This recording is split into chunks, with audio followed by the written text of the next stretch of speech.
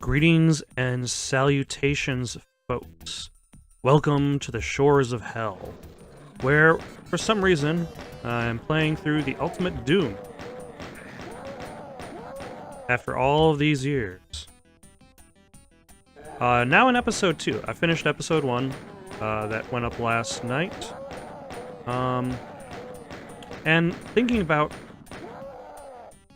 the many bullets that I've just pumped these, like, relatively small group of people with. Alright. I was talking about the idea of not having to save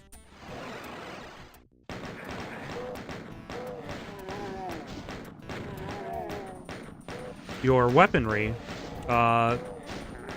knowing that you're going to actually lose it all at the end of an episode.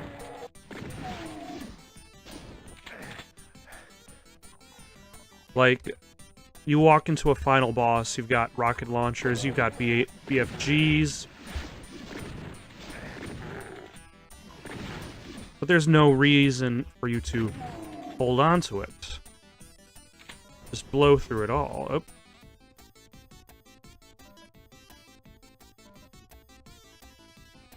But at the same time,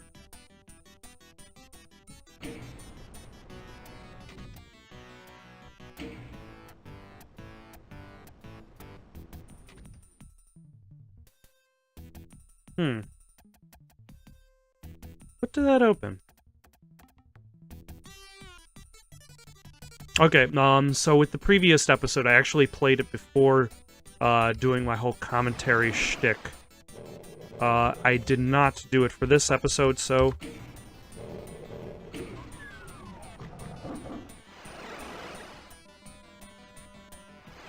bear with me. Oh, hello.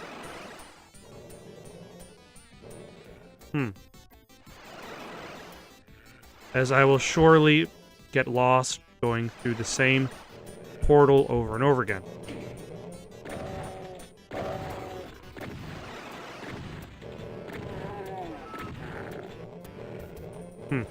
Oh, hello. Goodbye. As it like I've just started the episode again, this episode with the same starting weapons I had at the beginning of episode 1.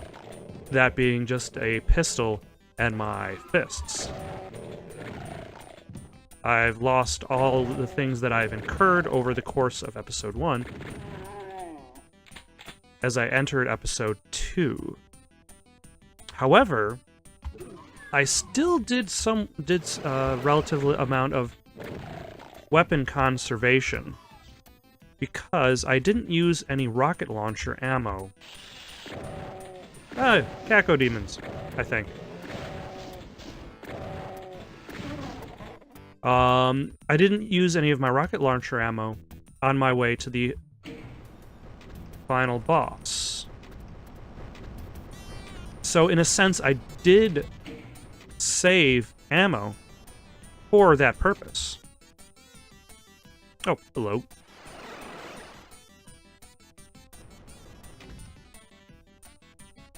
Okay, so I know there's another door that requires a key. Oh. Maybe that was a secret door. So anyway, I still conserved weaponry. This level. So in this, we're gonna have to start talking about labyrinths at some point, and mazes, and how the labyrinth and/or maze has kind of disappeared as a function of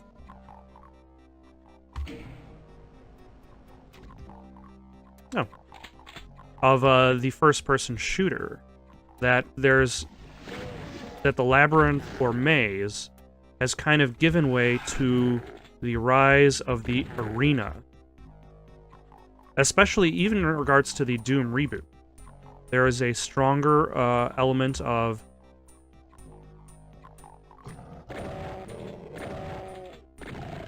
arenas that you fight in, rather than labyrinths you explore.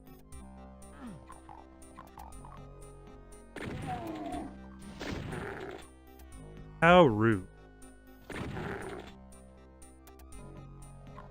See, that time I was thinking about it. I picked up the health pack before getting the bonus. Now, in episode 1...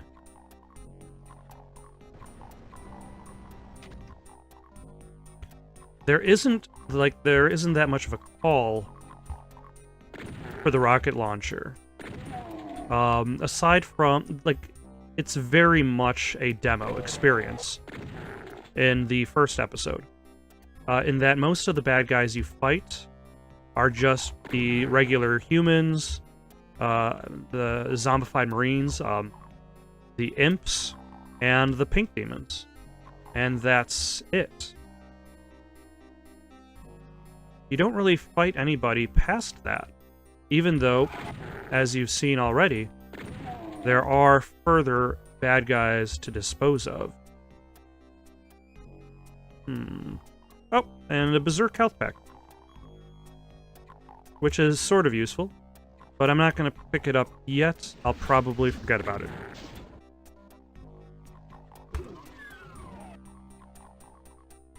And, with this episode, I might have to treat that expectation a lot differently. Because... okay, so I have to remember that the yellow door is there. Because of the fact that I'm going to end up fighting a lot stronger enemies on a regular basis. The ones that I remember offhand...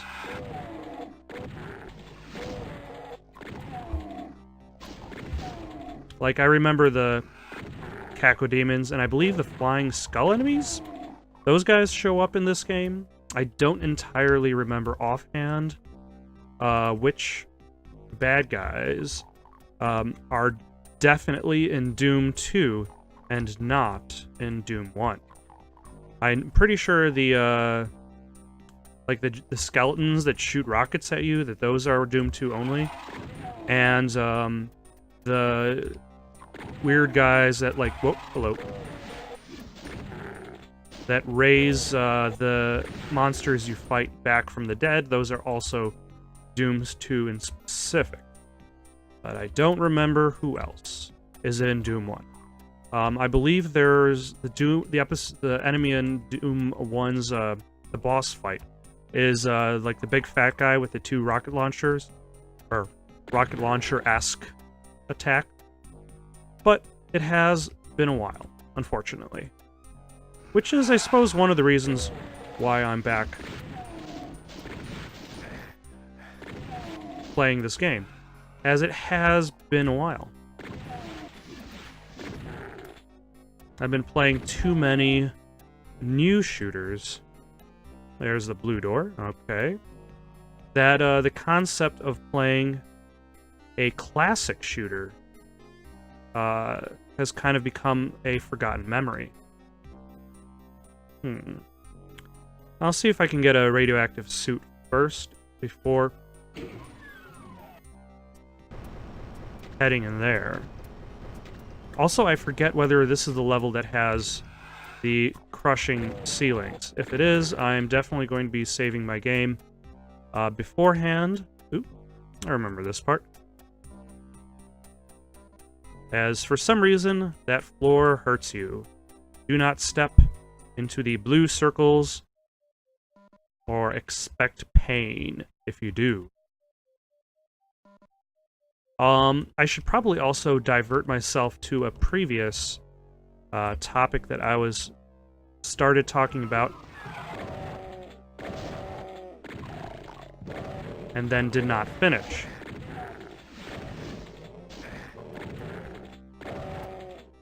The idea of the labyrinth being this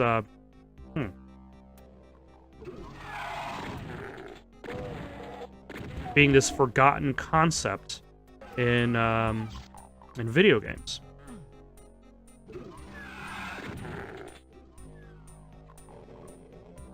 Now, you could argue that Call of Duty has definitely helped towards creating this in that, like a lot of Call of Duty games focus specifically on a very direct, straight path for your character to fight on.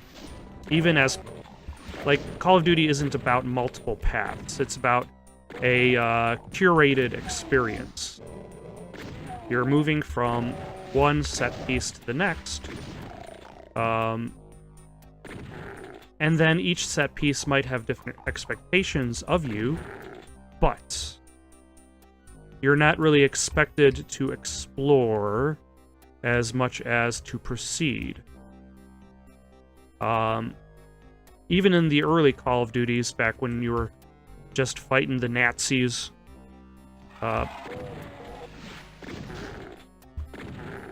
you would generally have a few specific type of missions.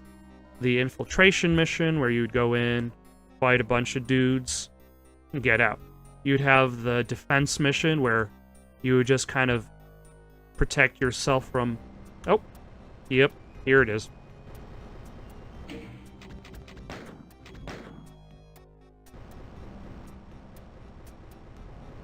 Just in case I screw up. I mean, look, like that imp over there.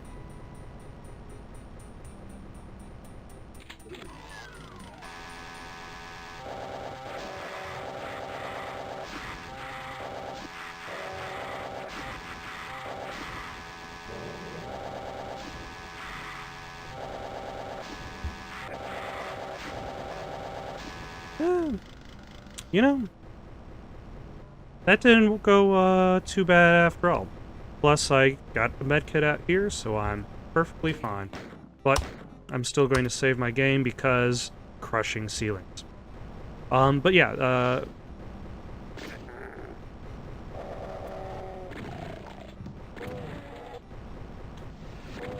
like games like Call of Duty didn't have the multiple branching paths because, one, as the increased costs of actually developing went up, they didn't really... I don't think they really have time to develop branching paths for themselves. Other games, like one of my favorite Battlefield games is the original Bad Company. In which case, the goal isn't really to take a branching path, but to figure out what... Oh, that was fast. What path you actually expect to take. It does not...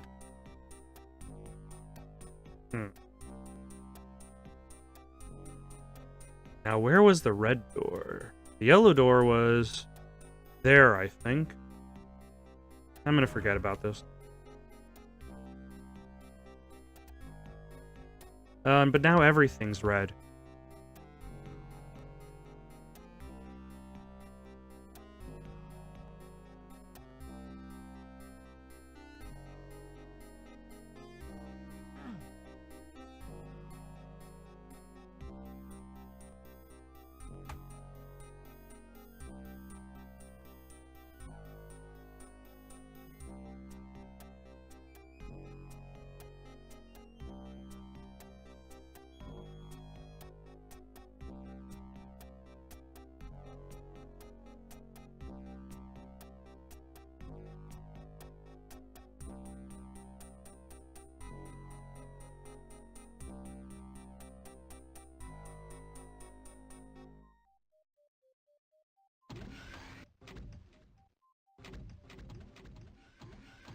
Oh, here's the yellow key.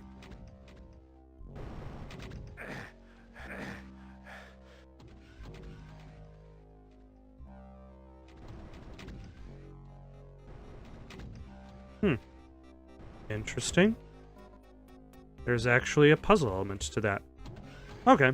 So, like with Battlefield Bad Company, the goal wasn't necessarily to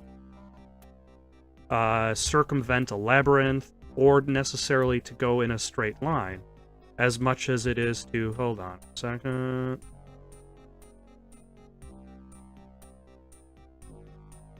As much as it is to figure out how to get by the enemy. By any means necessary. Of which could easily involve, like, blowing up the entire town you're passing through. You're utilizing the gameplay elements to maneuver your way around. Oh. So that yellow... Okay, so that means the first door with the yellow key that I saw is the way I'm supposed to go. Whereas that door is not.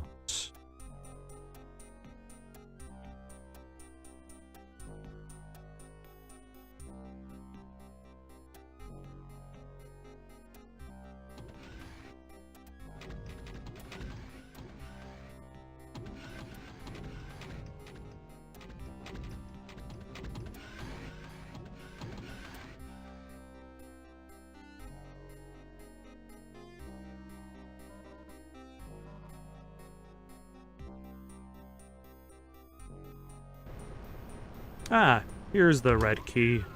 Door. That's the one I'm looking for.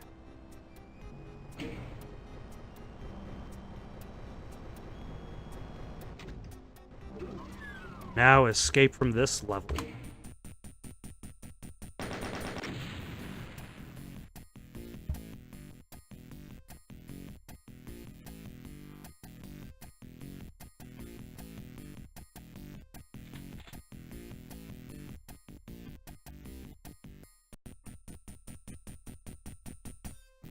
Ooh.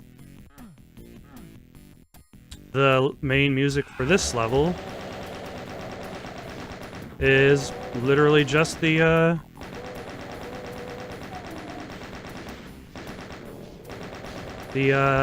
end of level music in general. Oh, hello.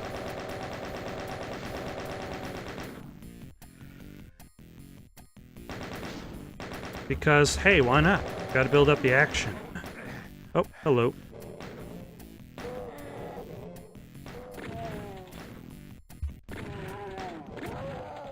So, in the case of Call of Duty, like the lack of level design, or should I say the more directed approach to level design,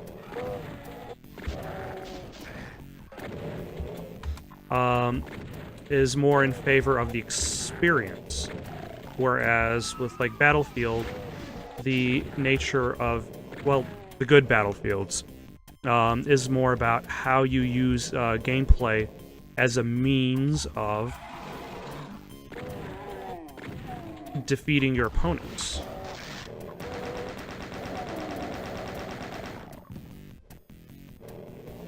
But that means that a lot of inspiration has kind of been taken from those two games. Especially since a lot of other games base themselves with waypoints. Like, imagine if this game had a waypoint system with its map. Like, you have like a big arrow that says, hey, travel in this direction. That is the way you're supposed to go. And let's say it was a very simplified version. Like, it only kind of pointed you towards, like a level key or something like that. It pointed you to the next key, and then there's another waypoint that pointed you to the next key, and so on. Like it does in so many modern games. Now with...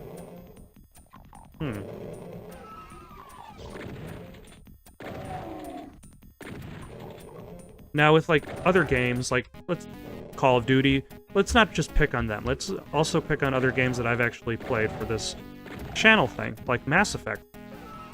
Like, the goal of Mass Effect, of the series, is not to, say, challenge the player on navigating levels, but rather to present unique experiences.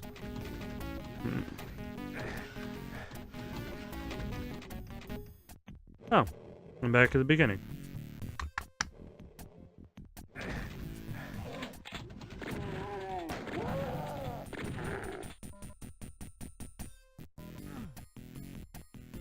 Now, and that's the purpose of the game, but there's a lot of games that have developed that ideology.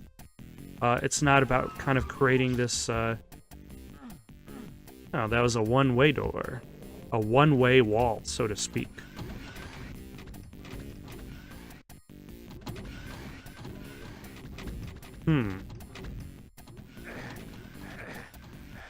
Ah, damn it.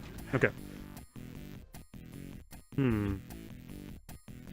So the idea of having to spend much time exploring any given level in hopes of finding an exit or finding secrets has generally been kicked out the window. Now, with like the Doom reboot. Ooh, plasma gun.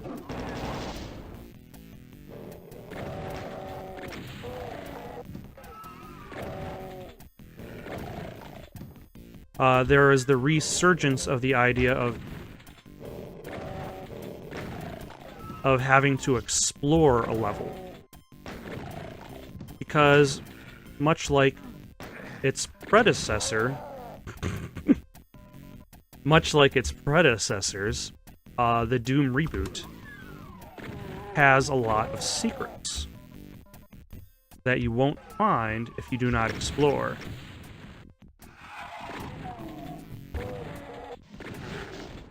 At the same time, however...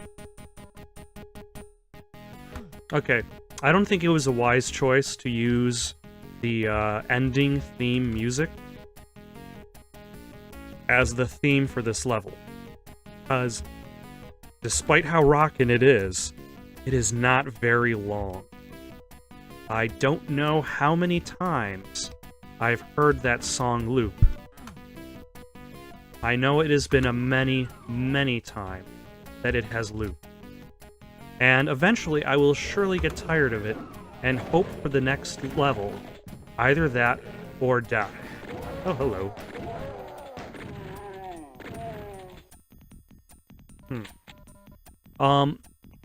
But one thing that the Doom reboot does have is it has a lot of arenas. As in, like, there are specific areas in the game where you find this, like, organic construction.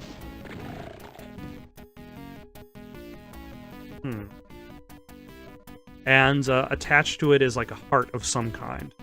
And first... Did I pick up a... Yeah, I'll pick this up. And attached to it is this heart in which the Marine tears out and then does battle with the army of demons that show up in order to proceed with the game.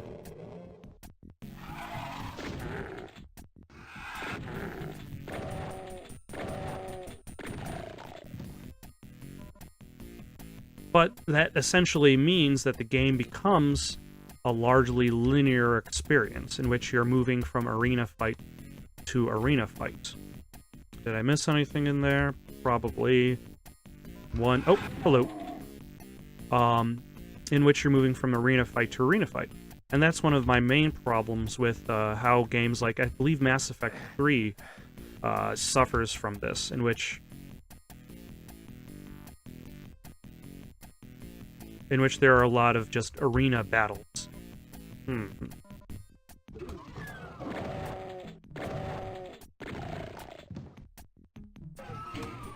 Now, what the Doom reboot especially carries over from its predecessor is the pace. Like, even at walking speed, this game is a faster-paced shooter. Despite the pace of the music at times, which tends to be very melancholy. More so than I remember.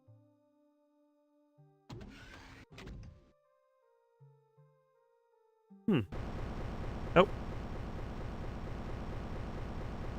And bad guys.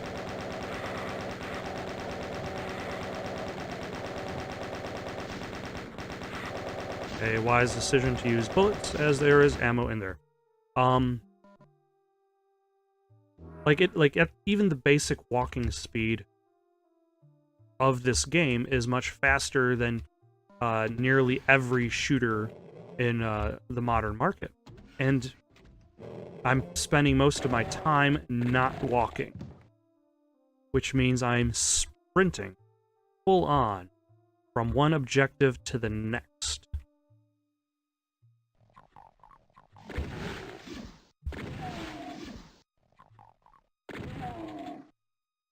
Now, you could argue that that is more towards the size of the level more than anything else, and also the general level of danger I'm in.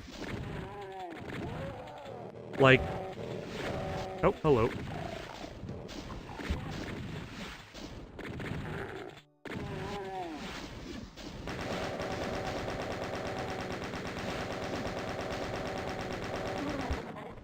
Okay. That worked really, really well. Oh, hello. If you notice, like, with that previous sequence, before I said, like, a billion times in a row, when I was just kind of sprinting along and there was an imp in the distance, most of the enemies are like so. They're in the distance. So you're spending a lot of time sprinting, not because you have to move around fast, but also because enemies are actually... Whoop, hello.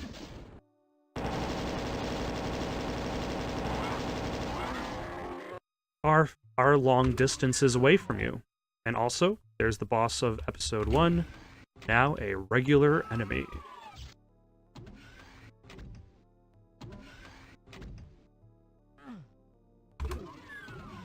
But because the size of the levels are very large, meaning that I do have to sprint across them if I actually want to make good time. But as you can see that I have the invisibility on, like sometimes those fireballs come at me, sometimes they don't.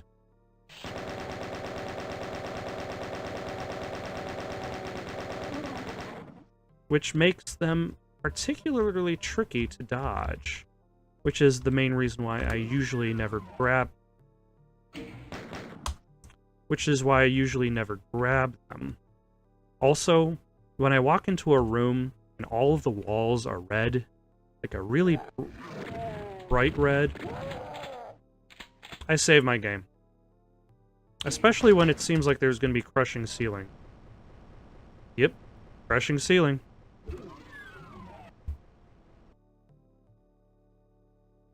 Now, what's interesting is about let's go back to something I previously said about the labyrinth. And not to be confused with The Labyrinth, starring David Bowie, or Pan's Labyrinth, which I hear is a really good movie, though I have not actually watched. Consider this level. It is largely... Oh, damn it. It is largely linear.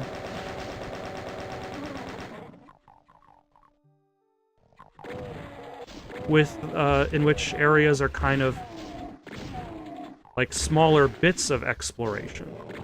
Like you enter the, like the blue key leads directly...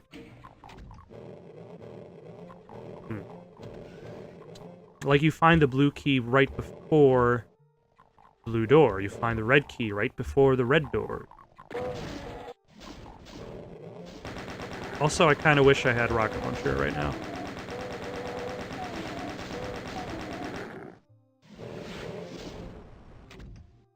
Oh, hello.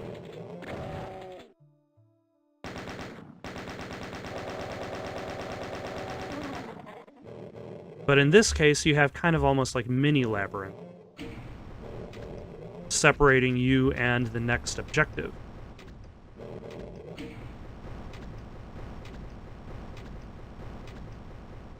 There is still a bit of a maze.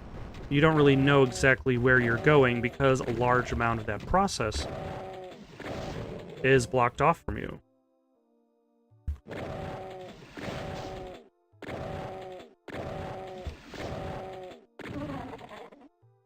Okay. And then you run over a button, you're like, okay, what did that actually do? Oh, that opened this door. Ah. Truly, the souls of the damned. Nope. And then sometimes you just enter a room and you're like, okay, where am I actually supposed to go?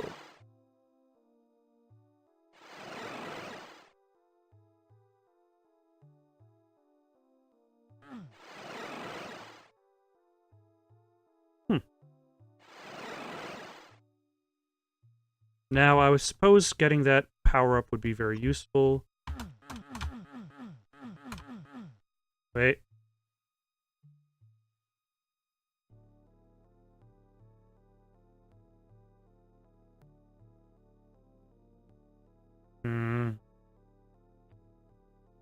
I'll just have to pass it up in the mean. Well, I don't have to.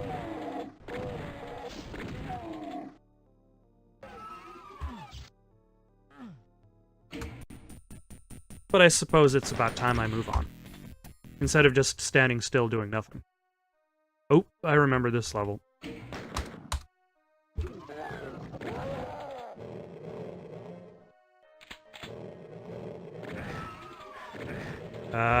Who are you shooting? Oop, okay. Things... Maybe I should have stuck around and gotten that power up, because things are not looking so bright right now.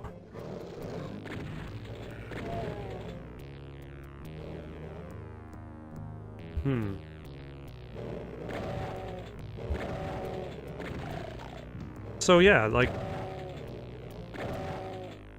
And that's the thing with, like, if you look at the... Sorry, I just remembered what I was talking about earlier.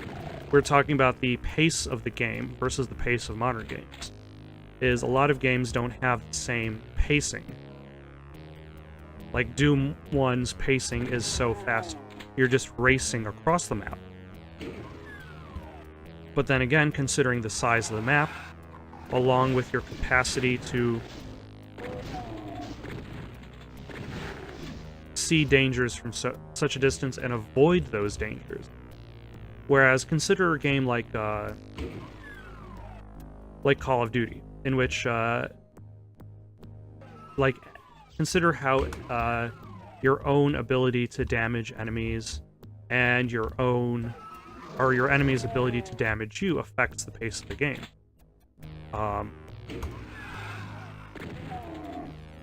Like, you move relatively slow,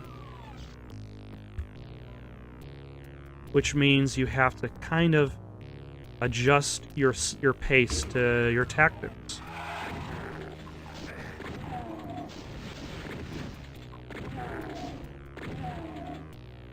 Like, you have to take cover, because if you don't, you will likely die. You are not as tough as the Doom Marine.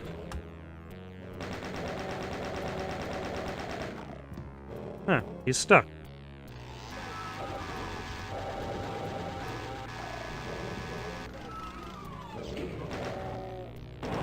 Oh, hello. I'm out of bullets.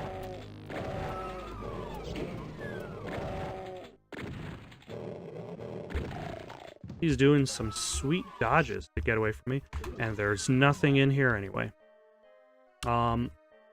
Is like, consider like the pace of Call of Duty game focuses more on the like short to medium range battles, with the occasional sniper rifle set piece thrown in for good measure.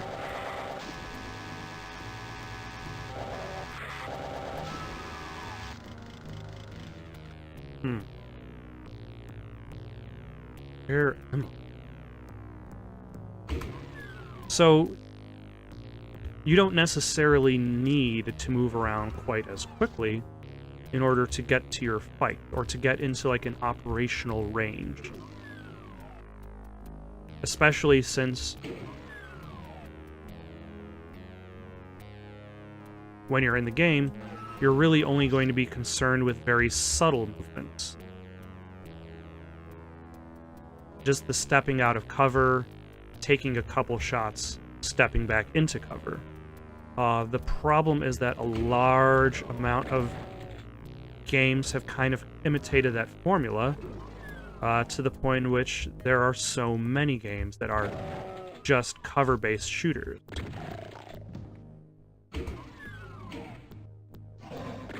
Which is one of the reasons why I enjoy games like Alan Wake, like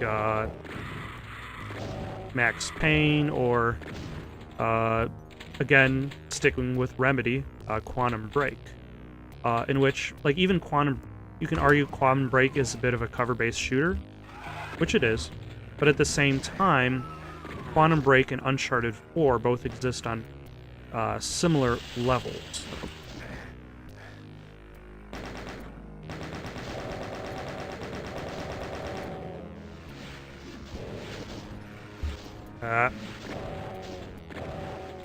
Hold on 1 second.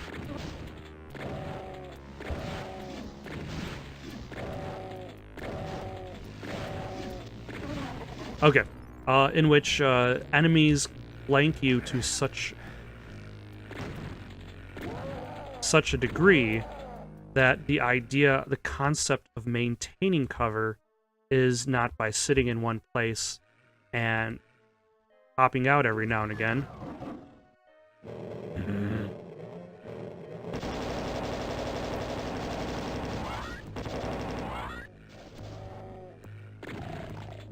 But also, you have to keep moving. You have to find new cover to replace what you've lost. Alright. Like Alan Wake, you can't even take cover. You have to... So it's all about, like, dodging and moving. Duck and weave.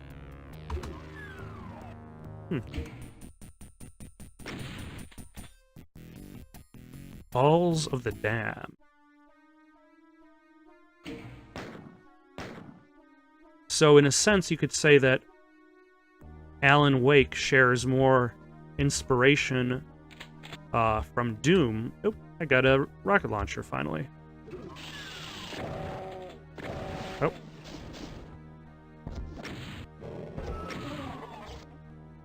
Oh. Shares more inspiration from Doom than Call of Duty, in that you're spending a large amount of time dodging your opponents rather than hiding from your opponent. Like, the best way to remain defensive in the battlefield is to be out in the battlefield rather than hiding. Okay, so this level I don't quite remember as much. So I'm going to be probably saving a little bit more often than I did prior to.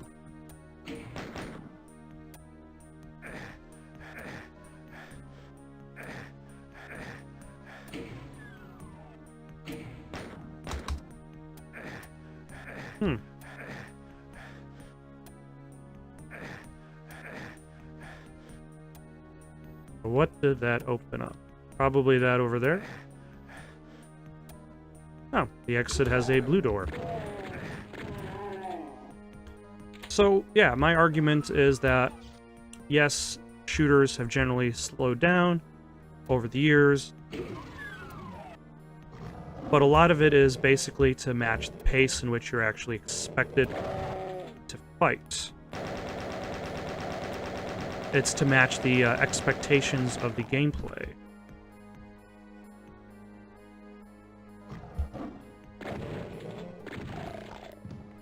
So the problem isn't necessarily in the game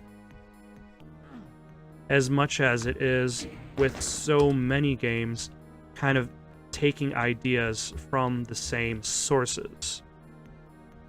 As gamers, we generally like variety. If too many people make... Oh, you sneaky sons of... Alright.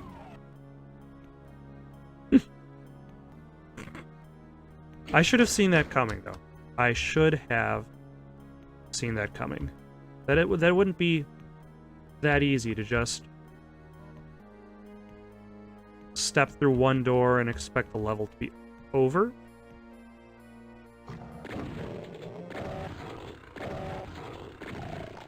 Also, the range of that guy is awful. Like, it feels like he has to...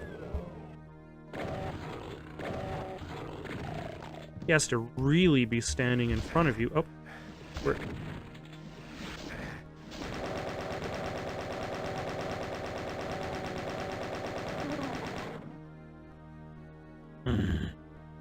He's standing in front of you if he expects to do any sort of damage. Also, I would not mind some capacity of eyesight. Wandering around the dark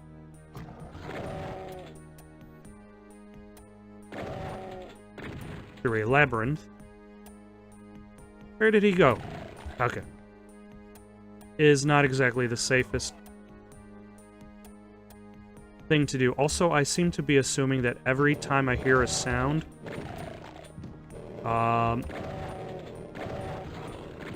it's something that popped out behind me. Because it usually is.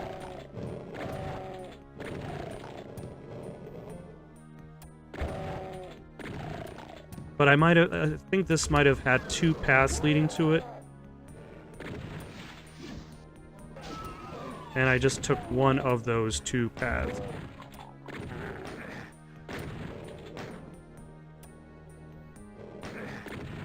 Oh, hello.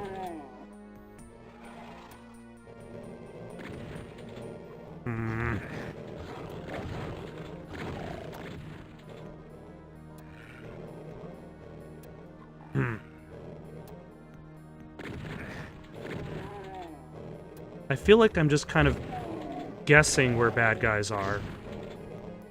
I don't actually know where they are. Because I am blind.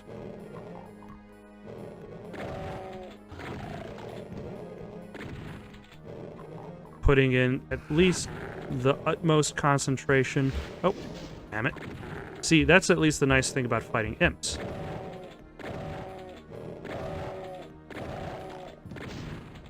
Is that you can at least see their fireballs in the dark.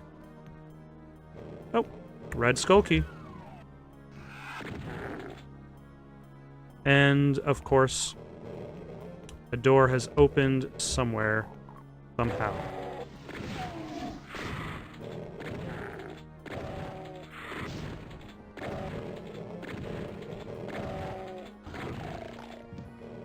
Okay. There's still somebody. I can hear them, but I cannot see them. So hopefully they'll be able to hear me and cannot see me.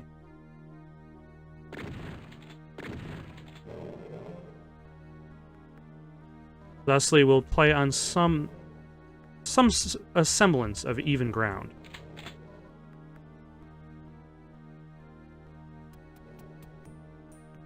Oh, plasma. Damn it.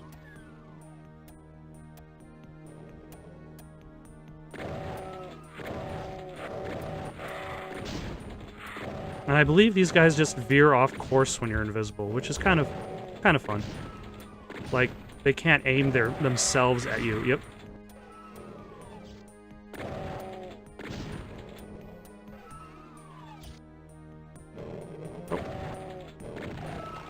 Oh, he was literally standing in the doorway this entire time. Interesting.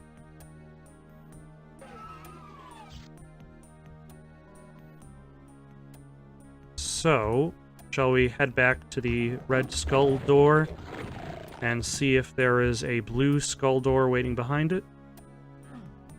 Or shall we proceed onwards just in case? Yeah, there's probably a blue skull key. Because if there's 2 keys... Ah, damn it.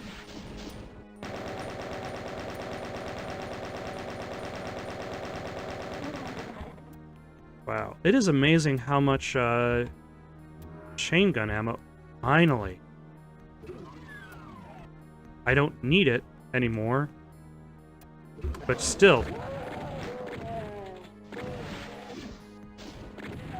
But still, finally.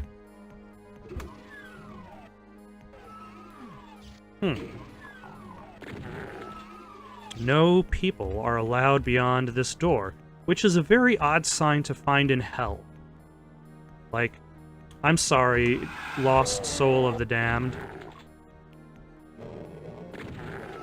Alright, so that has a yellow skull door, so...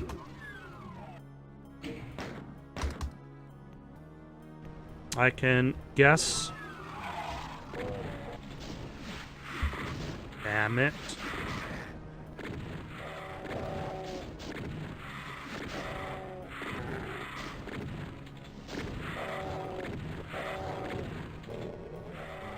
Wow, that went awful.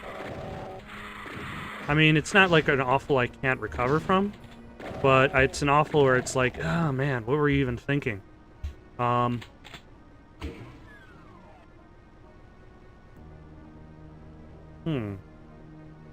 What did that open? Also, crushing ceiling.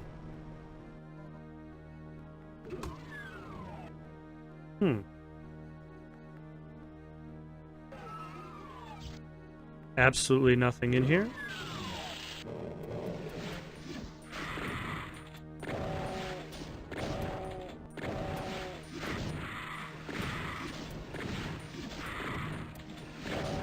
That, see what I told you? I dodged directly into that poorly aimed shot of his. It's what I do. Just because I'm near invisible doesn't mean that really helps me.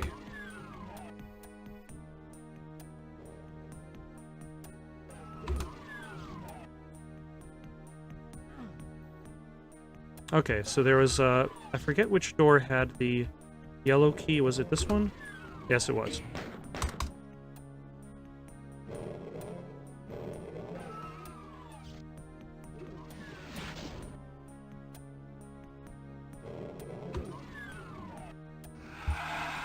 Aha!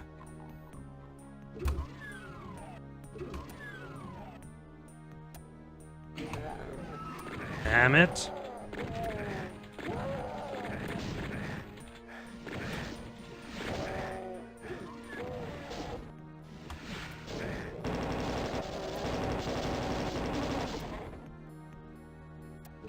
Okay.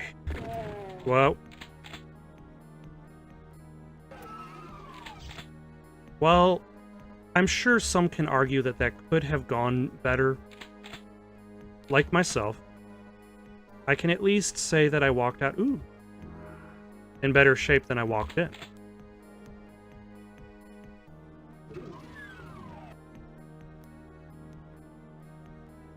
And with a map. Oh. Hold on.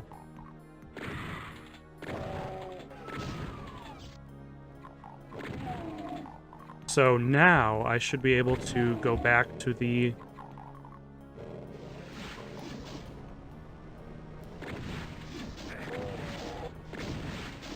main hall, there, or the main exit door, wherever that might be, because I do not remember.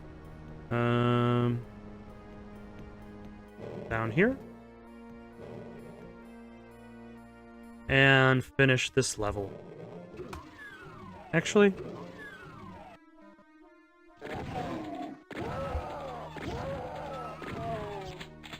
why are they facing... oh, damn it. Why are they facing the other way? I guess they were expecting me to come in from the other direction. Oh, hello. Damn it.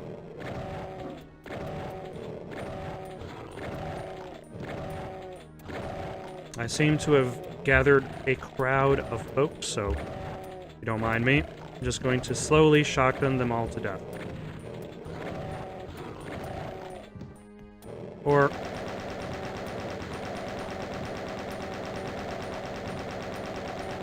utilize all of my regular bullets for that purpose. Oh, hello. I guess that's not too bad.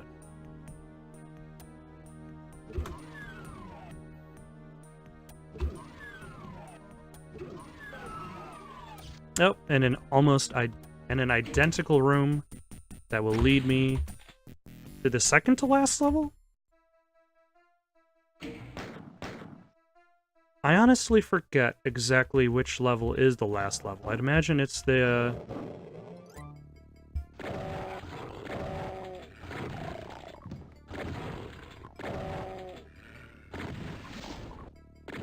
Hello. I seem to have attracted some attention. Oh. The UAC. That's something I forget about. That's an early idea of the Doom franchise. The idea that Hell and the Mars military compound had kind of merged. Which is interesting. Oh, is that a Baron of Hell? It is a Baron of Hell. How about some rockets for you, sir? Specifically for your viewing pleasure.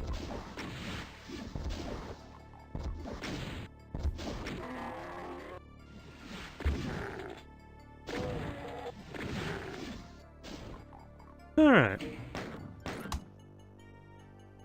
Oh. Oh my. Do I need this? I cannot see. Everything is too bright.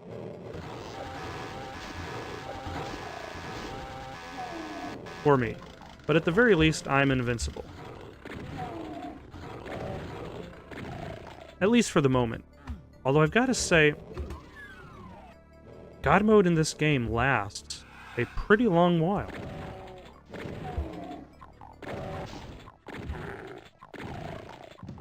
Like most games, it would probably last for like only a few minutes. Also, I don't remember the color of the door. That's red. But in this game, it goes on for... Oh, hello. These demons are particularly sneaky, I've got to say.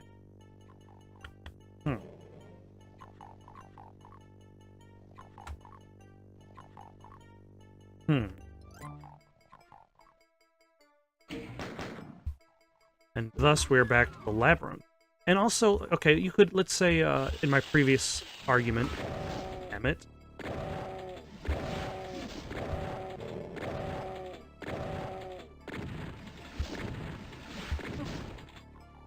I made, like, the pacing of the game is also kind of restricted to what you actually expect the gameplay to do. That doesn't mean that every level of modern gameplay has to be restricted to non-labyrinth. Like, one of the things that...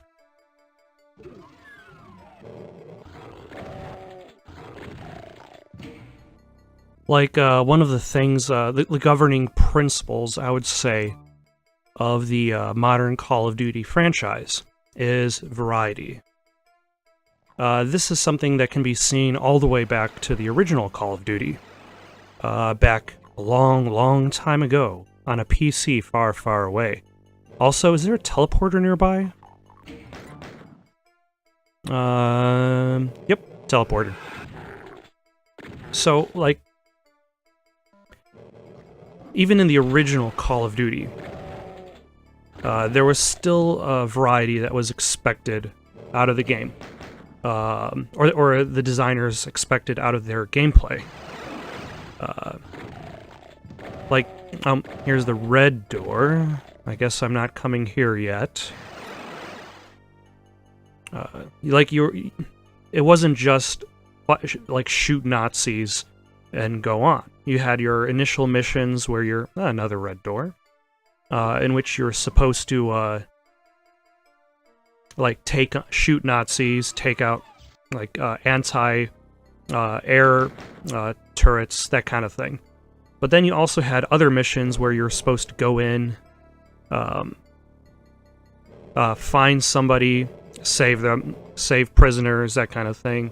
You had also other missions where you had to sneak past enemy lines, and they're more scripted in nature. Other missions where you're supposed to like infiltrate a building, take out the Nazis inside, and then the following mission had you defending it from attack from all sides.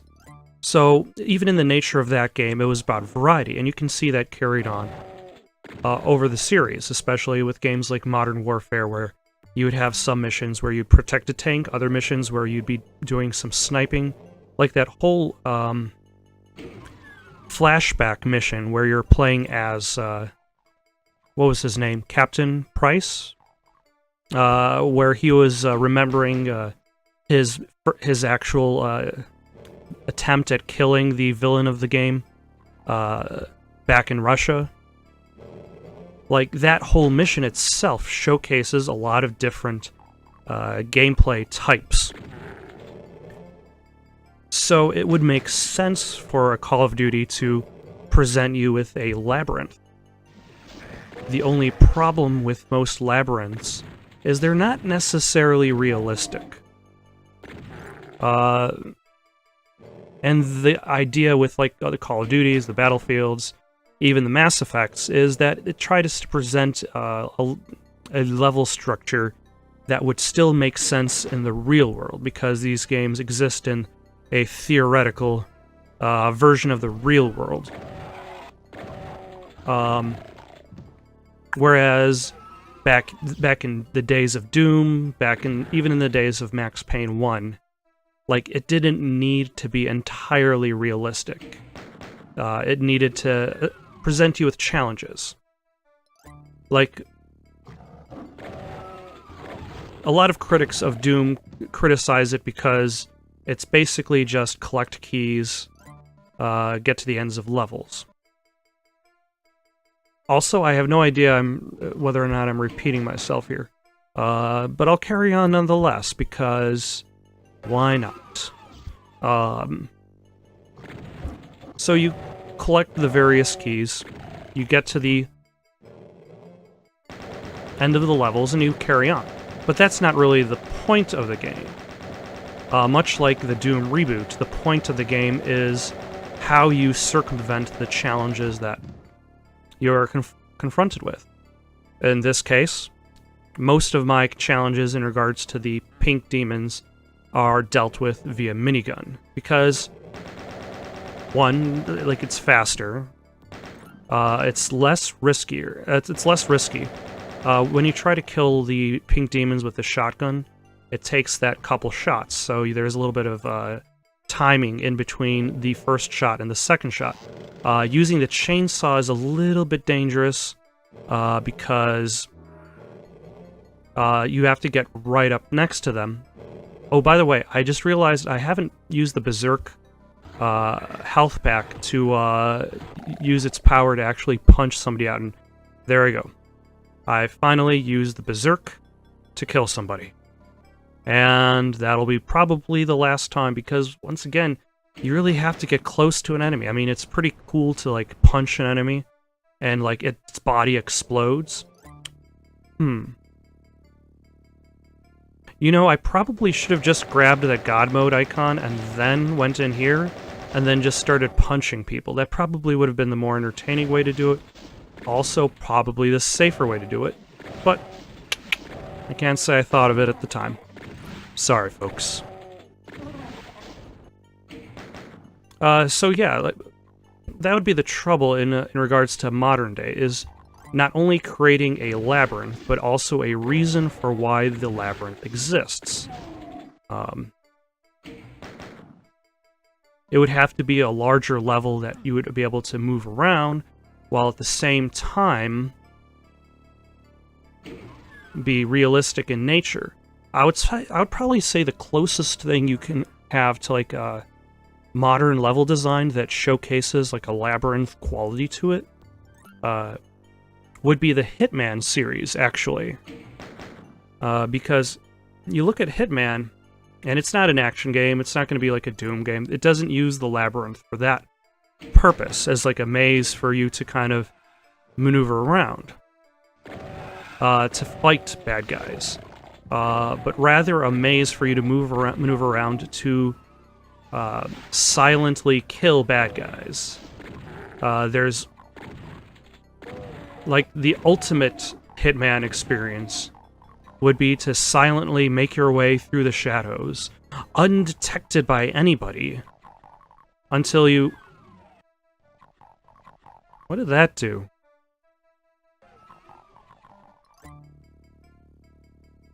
Okay, that did something, but...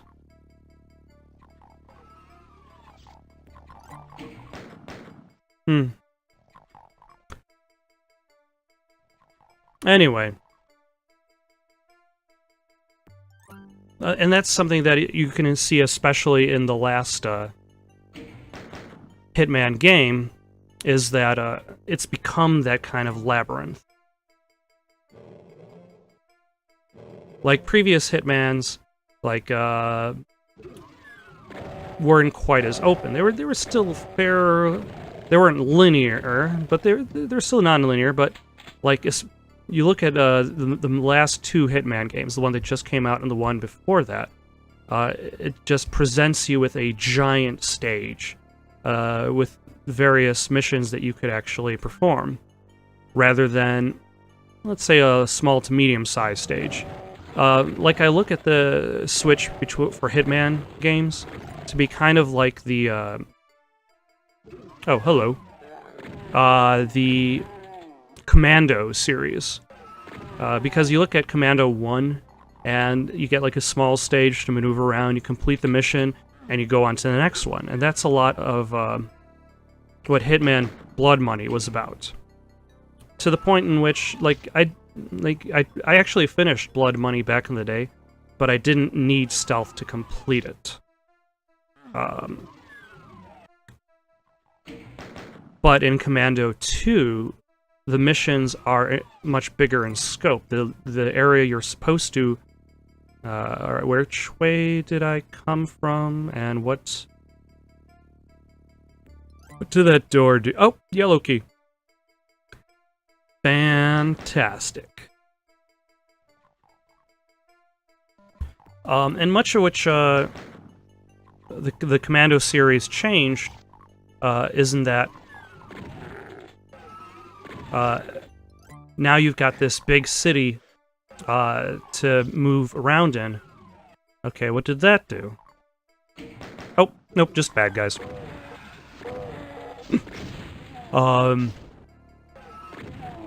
And you had to perform multiple missions rather than a single mission, which complicated matters. It meant...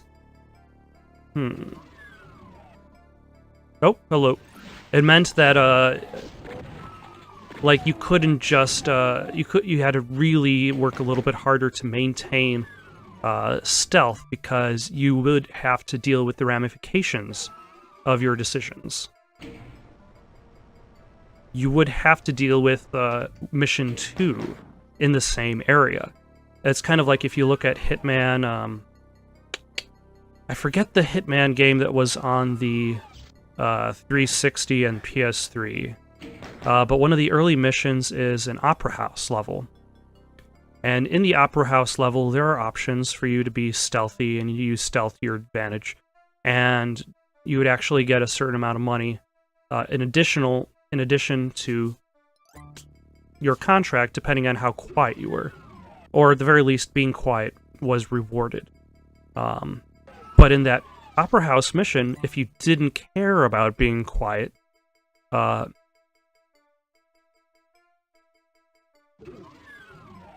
okay, here it is. Then you could just go in guns blazing. Yes, button.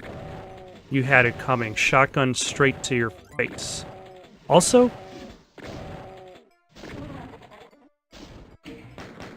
Is that demon basically just a flying face with guts behind its eyes? Like, where is its stomach? Like, where does the mouth stop and the internal organs begin? Because it's clear that the Cacodemon has internal organs. Also, is this the Cyber Demon stage? Okay. So I guess that means the fat monster with the twin rocket launcher things, that's in Doom 2. Whereas the Cyber Demon is the end of Episode 2. And the Arachnid robot monster, that's the boss of Episode 3. So in theory, the Cyber Demon should be out here somewhere. Yes.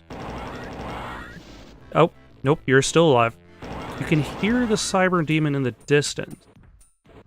Oh, hello. First I will... Okay, so there is a very high chance that I'm going to do a lot of saving and loading. Largely because the Cyber Demon is tough. So if things go wrong, you'll know why I've suddenly died and reloaded. Or, at the very least, why I'm saving a lot. But we'll see what we can do about not dying. Because, like, when you're fighting... Ooh! Another health pickup. They definitely supply you with a lot of ammo. I guess they realize that the opponent you're fighting against is actually very tough. Oh. Alright. What are you doing in there, sir? That is my supply house. You are in. You don't even pick up those rockets. So, fighting against the Cyber Demon comes with a couple of... there's a couple tricky aspects to it. First, actually dodging the very fast-paced rockets that are coming at you.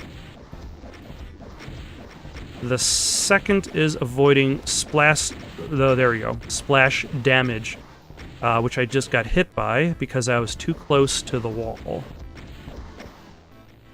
Also, it's interesting to note that your character runs as fast as his own rockets, which I would imagine places you in a danger of actually accidentally blowing yourself up. But so far, everything's going... Oh, he's dead. I was gonna say, so far everything's going well, but...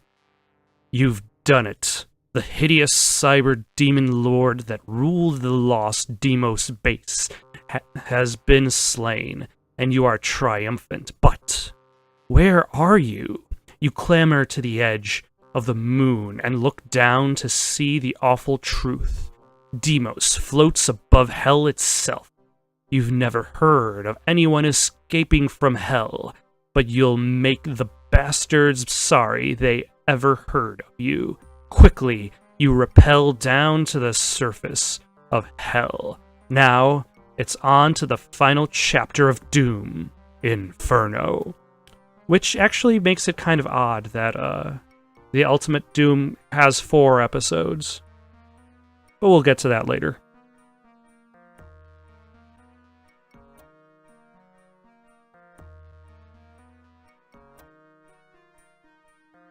Thank you for watching. Questions, comments, recommendations for something to play next? Comment down below or send it on over to itsoundedgoodonpaper@gmail.com. That's itsoundedgoodonpaper@gmail.com. So long for now.